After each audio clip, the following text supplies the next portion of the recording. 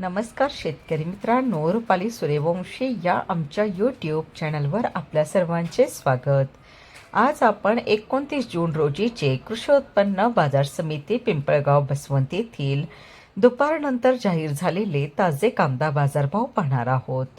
असेच रोजचे ताजे कांदा बाजारभाव पाहण्यासाठी आमच्या चॅनलला सबस्क्राईब करून सपोर्ट करा. पिंपळगाव बसवंत येथे उन्हाळी कांद्याची आवक 23,400 क्विंटलची झाली होती.